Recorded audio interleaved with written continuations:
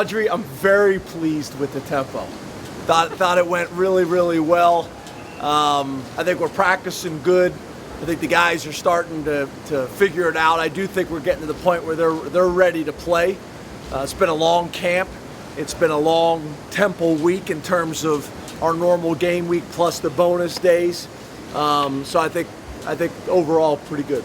You guys were only in here for a couple minutes due to the storm, but did you anticipate the weather changing? How does that maybe change or what you want to do at practice when you have to move in here for skate out there? Not a whole lot.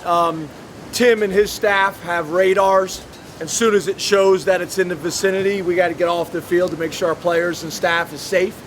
But the fact that we got good size in here, we're pretty much able to get done, except for kicking game, we're pretty much able to get done everything we want to do in here. So I think, as you guys know, one of the plans, I don't know if I mentioned these guys or not, but I want to flip the field. So I want to have one full field in here that goes long ways.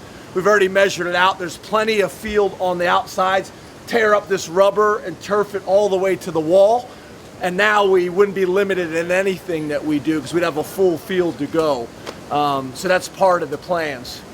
James, I just I'm curious, with classes starting back up, a couple of weeks ago, you're doing 2 days. Some of the players weren't in summer classes, but with these classes starting up, does that change your coaching approach? And does that impact your preparation for the first week? Not really, because we just go to a normal game week schedule. As soon as they start class, we come out of camp, and those things change. You know, everybody talks about 2 days in football. 2 days are gone. I mean, when I was in college at East Stroudsburg, we did 3 days the entire camp. I think we had two days this year. Those things are a thing of the past, really. But now it's just going back to being, true student athletes and having to balance the both of those things. There's some schools that, you can make an argument have an advantage. Northwestern in this conference, as well as a few of the schools out there across the country that are on trimesters, they don't have classes until the 4th game of the year.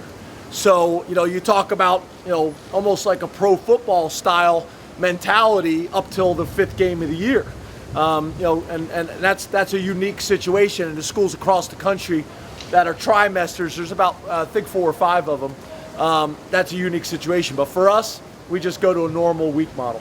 James, heading into the first game, were you able to get everything done in camp and in this game week that you thought you needed to get done to try to meet your goals going into camp? I think so. The biggest thing is the fine line of the amount of live reps or full speed reps where there's some banging going on to develop the guys. That's one of the challenges that we've had with the offensive line. How much of that do you do to get them ready, but also keep them healthy? And it's that fine line. But they need to, when they get a twist by the defensive line, they got to physically pass those things off, or you have no chance. And without banging and doing those things, there's no way to learn that muscle memory and that coordination between 2, 3, or 5 guys to get it done. Coach, what's the general feeling around the team about getting to play the place on Lincoln Financial Field? I think it's good. I haven't talked to them about that a whole lot because we don't discuss those things. But I do think the kids from Philadelphia or the Philadelphia footprint, South Jersey, Delaware, yeah, it's pretty cool for those guys. A lot of those guys grew up Eagles fans. Now they got a chance to play, in the Link, which I think is a real positive. When it was the Vet, I don't know.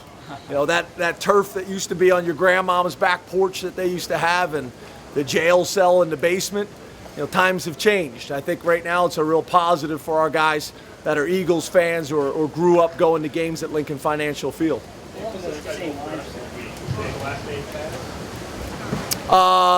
Possibly. Yeah, we make those decisions based on how we practice today. So I really can't answer that, because if I say yeah and then I don't like the film tonight, the players read what you write. Now they're not happy because they're in full pads. But typically Tuesdays and Wednesdays are work days. Thursdays we come out of them. But it depends. It's all based on how we practice. Do you guys, before a game, send people out to survey the grass, adjust for what kind of cleats you need, what length of cleats you might need, or anything like that? No, what we do is, for travel purposes, our administrative staff will go in the summer, check the hotels out, make sure the menus are correct, all those things. Sir? Like you guys did in Ireland. Yeah, make sure all those things are okay. And then, our equipment staff will talk to the Eagles equipment staff, as well as Temple's equipment staff, to make sure is there anything that we need to be aware of and things like that. But typically you can get all that done with the equipment staffs talking to each other. And then also you may talk to, not this week, but you may talk to a team that played on that field the week before late in the season and the field was getting soft or whatever it is, and kind of have some of those conversations. You may not have realized that there was a lot of focus on Hack in the preseason. I'm wondering how the backup quarterbacks have kind of come along, and are they where they need to be going into the first game? Good. I like our quarterback situation. We're getting back more to a traditional model where we have a starting quarterback. We have a second-team quarterback who's available and not redshirting.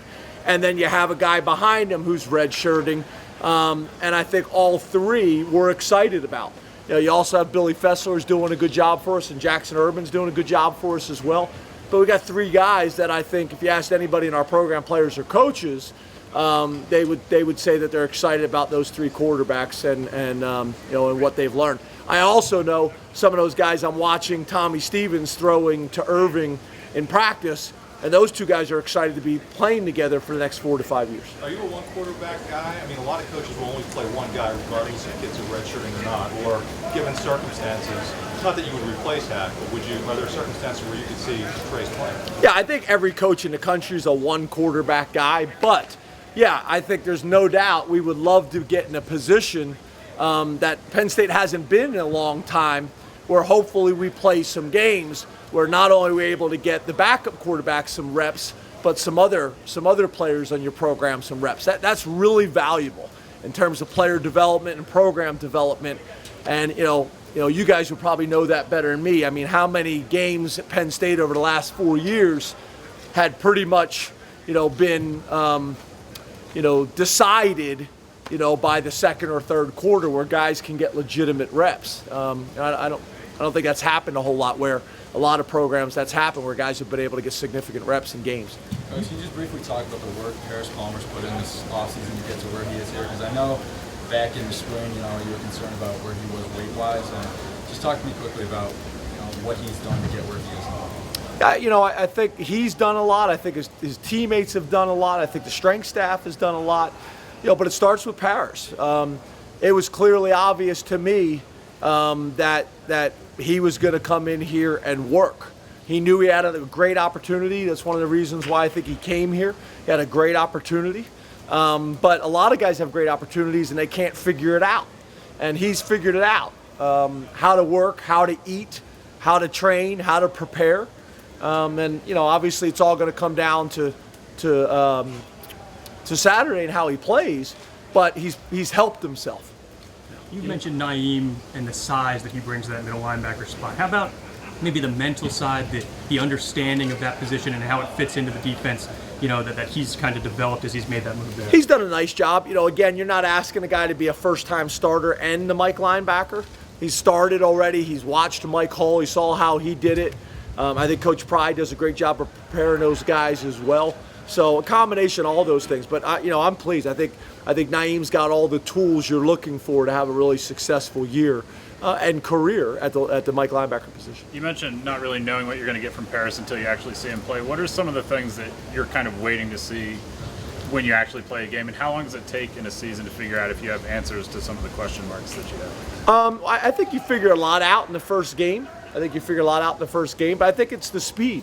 No different than today. We take a 10-minute period where we do good on goods and get good speed work and practice. It's different. It's different. And whether it's from high school or whether it's to junior college, playing in the Big Ten is different. And the physicality of it, the speed of it. So I think we'll have a pretty good idea game one. But the objective is to get better every single day, get better every single week. And if you do that, as a team and individually, we got a chance to be all right. Time for two more. James, the players have touched on their pregame rituals, whether they have them or not. What is your week like and your night before, your morning of game? I'm not a superstitious guy, so I don't have a whole lot of rituals. I don't have a whole lot. I wear the same thing, not because I wear, that's a big deal to me, but that's what the equipment people put out. I do kind of have a watch that I kind of stick with. Now I've changed it up and I've wore this all camp. We practice well, so it'll probably stay with that, but I don't have a whole lot.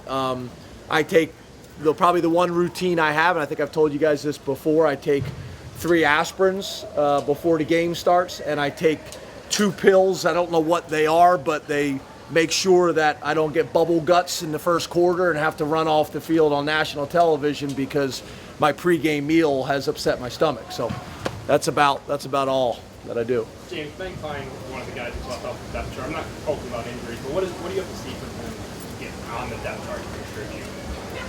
Yeah. Again, that's gonna be based off things that we don't discuss, as you guys know, and we want to get them back out here.